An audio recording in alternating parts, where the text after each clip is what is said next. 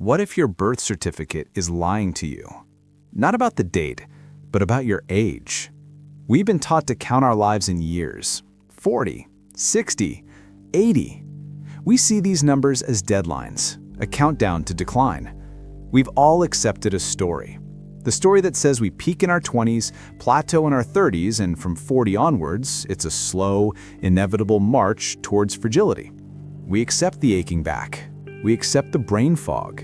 We accept the loss of energy. It's just part of getting older.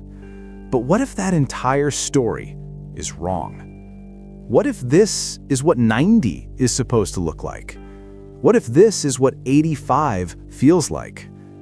They are called Super-Agers, a very real, scientifically studied group of people in their 80s, 90s, and even hundreds who have the memory, the brain structure, and the physical vitality of people 30 years younger. For decades, we've dismissed them as genetic lottery winners. Oh, they just have good genes. But the latest science proves that is fundamentally wrong. Their status is not an accident. It is a result. They're not a miracle. They are a blueprint. And today, we are going to decode that blueprint.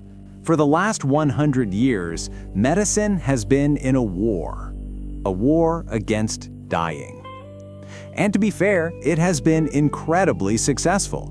We invented antibiotics to fight infections. We created complex surgeries to fix broken hearts.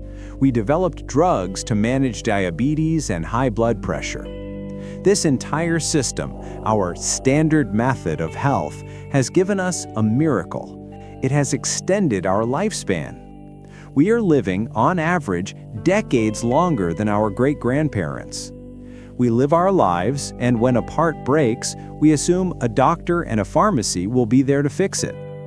But there is a massive, critical problem. This system was designed to stop us from dying, but it was never designed to help us live. It completely forgot about our health span. Lifespan is the number of years you are alive. Health span is the number of those years you are healthy, functional, and vibrant. And for most people, there is a terrifying gap growing between the two. The standard method isn't failing to keep us alive. It's failing to keep us well. It's giving us 10, 15, or even 20 extra years, but it's forcing us to live them in chronic pain with clouded minds and dependent on a pharmacy of pills. This is the great irony of our time. We have become experts at not dying, but we are amateurs at living. That is the problem, and it's a problem that the Super-Agers have already solved. This is where the new science of longevity and the Super-Agers provide a radical new hypothesis. What if aging isn't a fixed timeline? What if it's not a noun, but a verb? What if aging is simply the physical result of accumulated damage? And if it's damage, what if we can stop causing the damage and turn on the body's own ancient, powerful systems for repair? The core promise of this video, the central thesis of modern longevity science, is this. Your biological age is far more important than your chronological age. And more importantly, your biological age is malleable. You can influence it, you can slow it down, and in some cases, you can even reverse it. This is not science fiction. This is biological fact. Let's look at the initial proof. Scientists at Northwestern University have been studying Super-Agers, people over 80 with the episodic memory of a 50-year-old, for over a decade. What did they find? They put them in an fMRI scanner.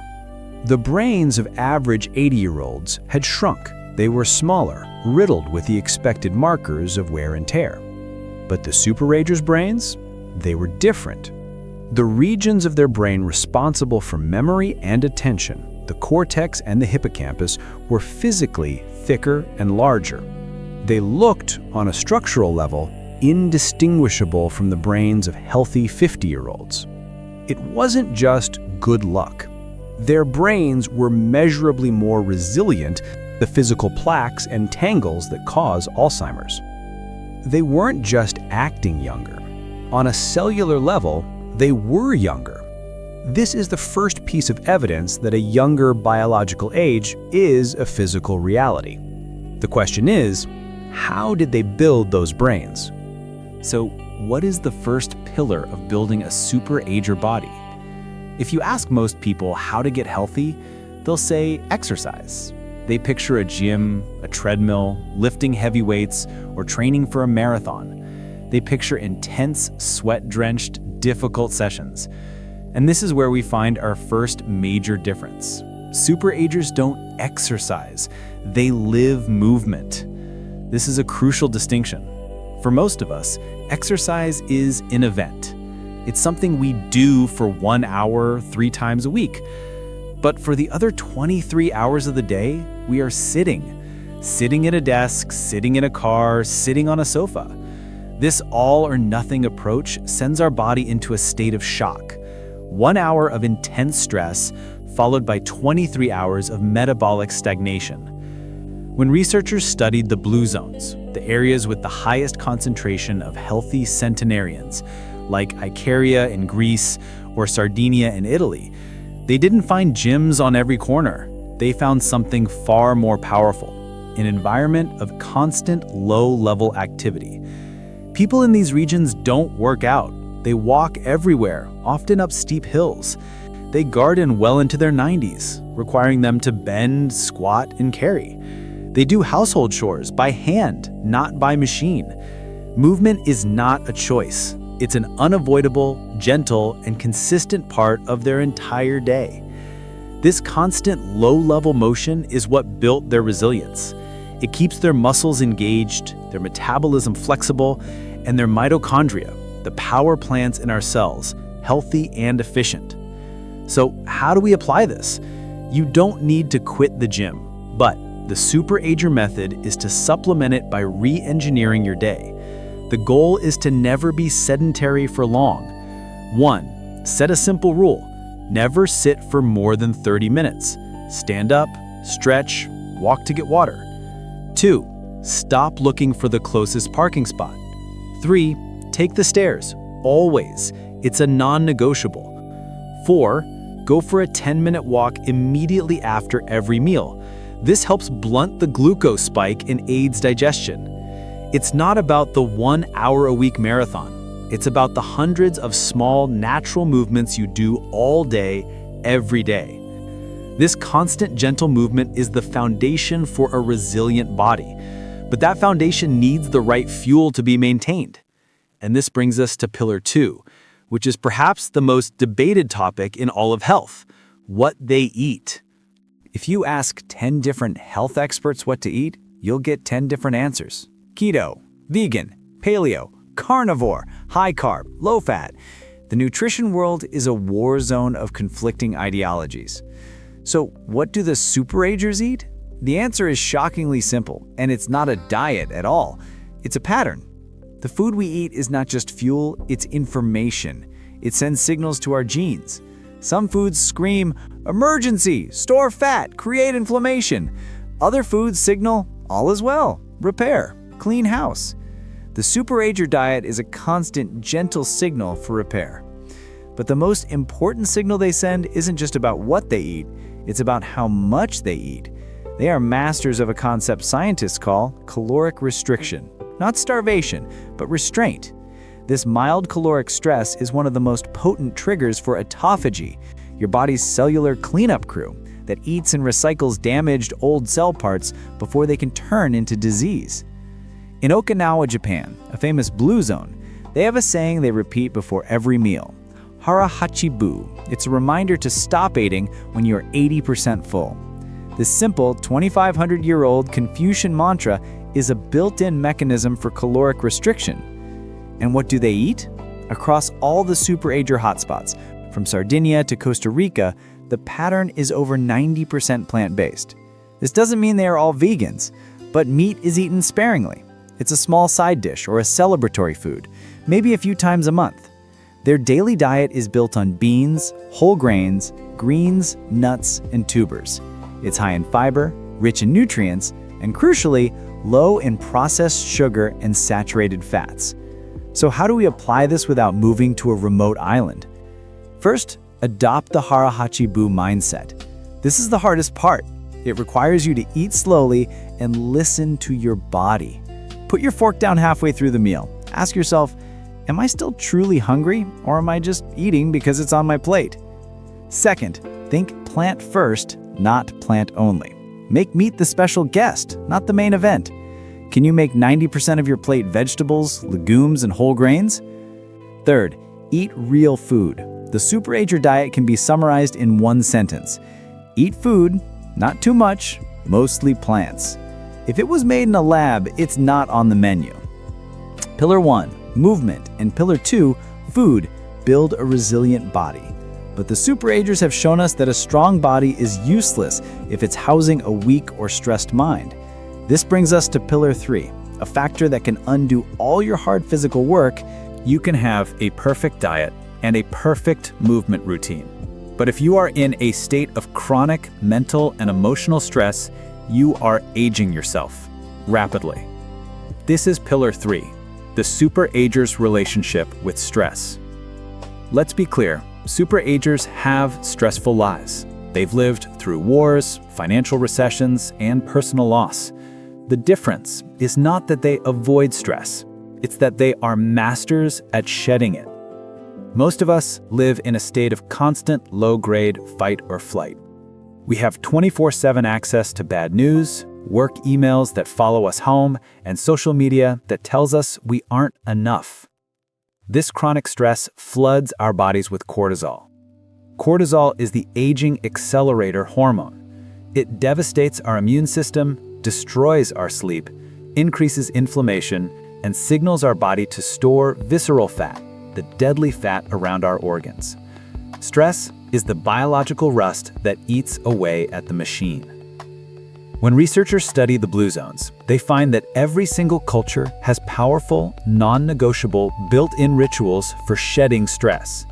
They don't just hope to relax at the end of the day, they schedule it.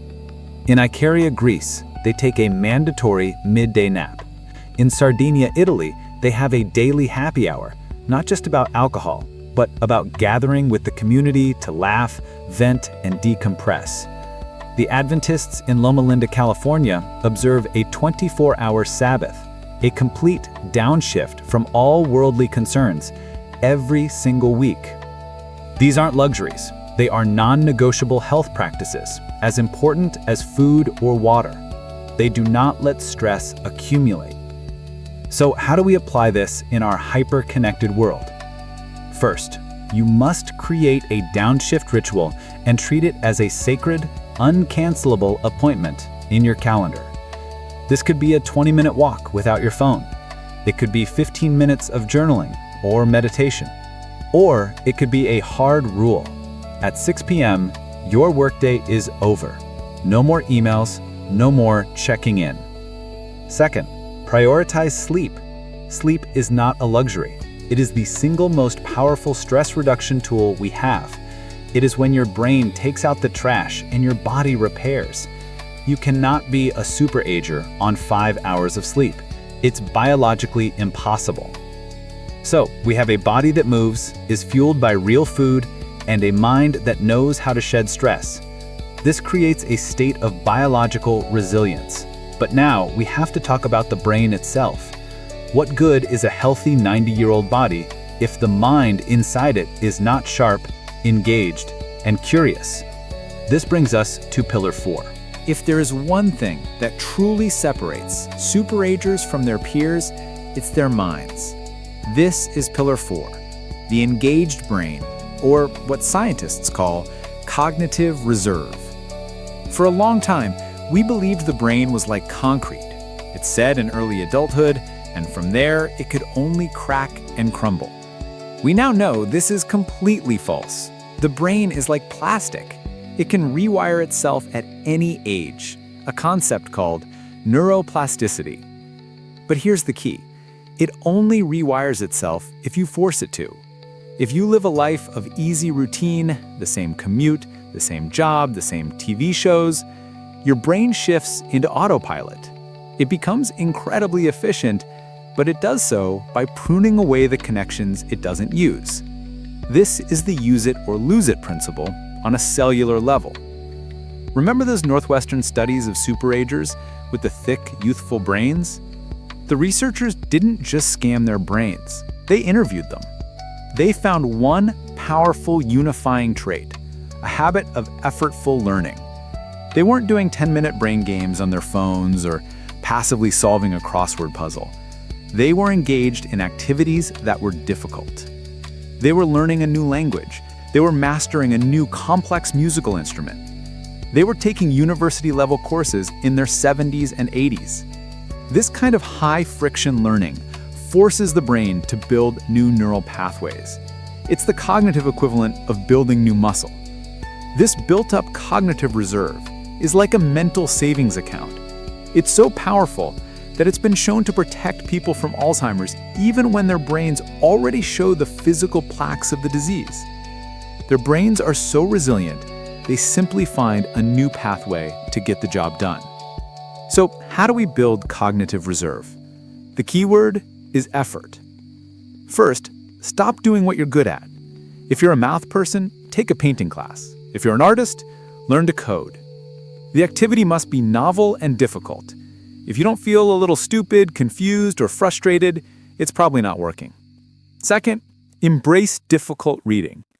Read books, nonfiction or complex fiction, that challenge your vocabulary and force you to think. Passively scrolling social media is mental junk food. This is the high-protein meal. Third, teach. One of the best ways to consolidate learning and build new connections is to try to explain a complex topic to someone else. This constant learning creates a mind that is as resilient as the body. So we've covered movement, diet, stress, and mind. 4 perfect pillars. But as I promised you at the beginning, there is a 5th. It's the one I saved for last because it's the one most people are missing. It's not something you do, it's something you feel. And according to decades of research, this might be the one that matters most of all. And now we have arrived at the final pillar. As I promised at the beginning, this is the one that's not about diet or exercise. It's the factor that, when missing, makes all the other pillars less effective.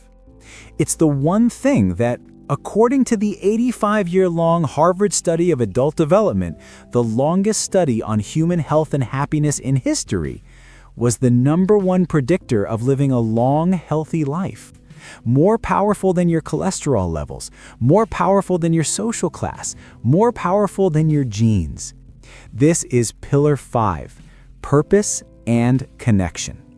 You can have the most pristine, optimized, biologically young body, but without a reason to get out of bed, the human machine begins to shut down. In Okinawa, they call this ikigai. In Costa Rica, they call it plan de vida. It's the answer to the question, why do you wake up in the morning? For many, retirement is a health disaster because it represents a loss of purpose. Super-Agers, by contrast, never retire. They may stop their job, but they don't stop working. They mentor grandchildren, they volunteer, they manage community gardens. But purpose alone isn't enough. The Harvard study was crystal clear. The quality of your social relationships is the bedrock of your physical health. Loneliness is a state of chronic stress. It is as toxic to your health as smoking 15 cigarettes a day. Positive, loving relationships, on the other hand, are the ultimate stress reducer. They are the downshift ritual we talked about personified. When the Harvard researchers looked at their subjects in their 80s, they found that the single greatest predictor of who was healthy and happy was not their cholesterol at age 50. It was how satisfied they were with their relationships at age 50.